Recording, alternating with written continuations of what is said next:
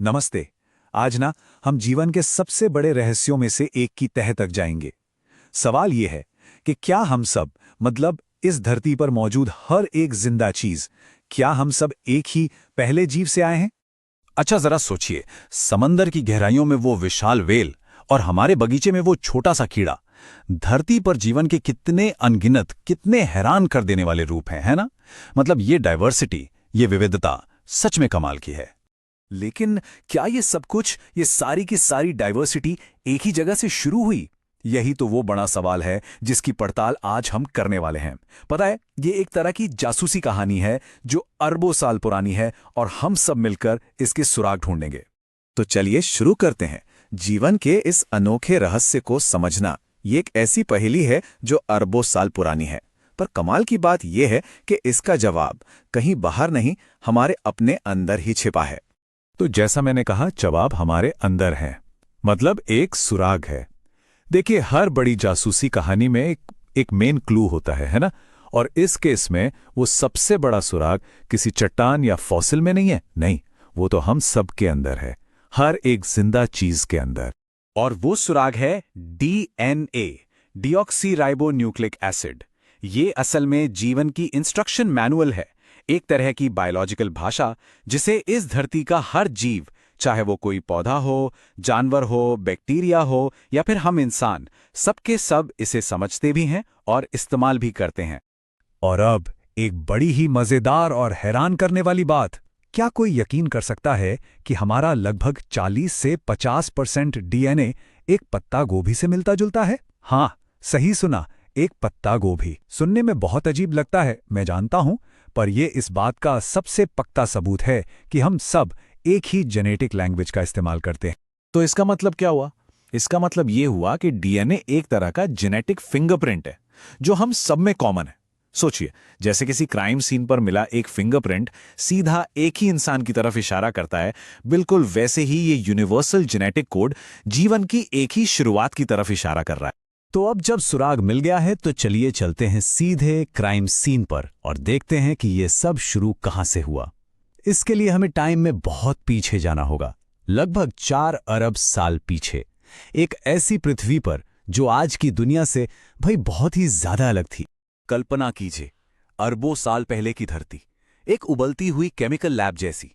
Atmosphere में oxygen तो थी ही नहीं, हर तरफ ज्वालामुखी फट रहे थे, आसमान में लगातार बिजलियां कड़क रही थीं और समंदर जो थे वो रसायनों का एक प्राइमोर्डियल सूप थे। मतलब एक बहुत ही वाइल्ड, बहुत ही खतरनाक जगह, लेकिन शायद जीवन की शुरुआत के लिए एकदम परफेक्ट। और बस इसी माहौल में जीवन की पहली चिंगारी भड़की।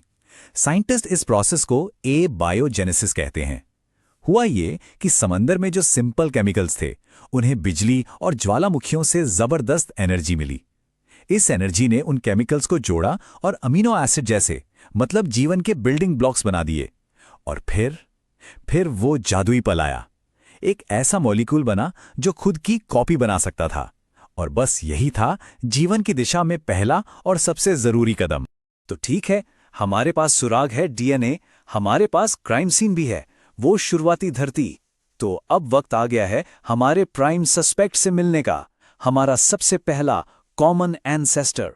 और इसका एक नाम भी है, LUCA, लूका। लूका यानी last universal common ancestor. Hindi में कहें तो अंतिम सार्वभौमिक साझा पूर्वज।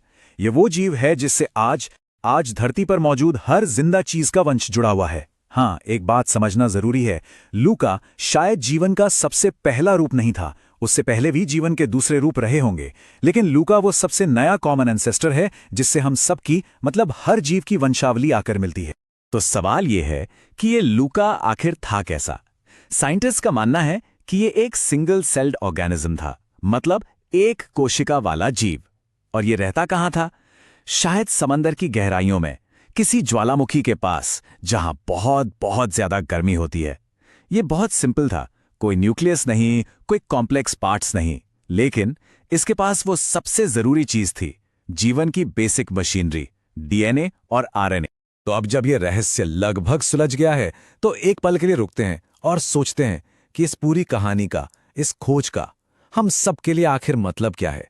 ये कहानी आज की या कल की नहीं है, ये कहानी है लगभग 3.8 अरब साल पुरानी। सोचिए जरा, 3.8 बिलियन ईयर्स। ये एक ऐसी अटूट कड़ी है, एक ऐसा धागा है जो हम सबको सीधा इस ग्रह पर जीवन की पहली सुबह से जोड़ता है। इसे ऐसे भी समझ सकते हैं कि हर पत्ता, हर कीड़ा, हर इंसान एक ही महाकाव्य का एक चैप्टर है, जिसे एक ही जेनेटिक इंक से लिखा गया है। हम सब एक ही कहानी का हिस्सा हैं, बस हमारे चैप्टर्स अलग-अलग हैं। साइंटिस्ट अक्सर इसे ट्री ऑफ लाइफ या जीवन का वृक्ष कहते हैं।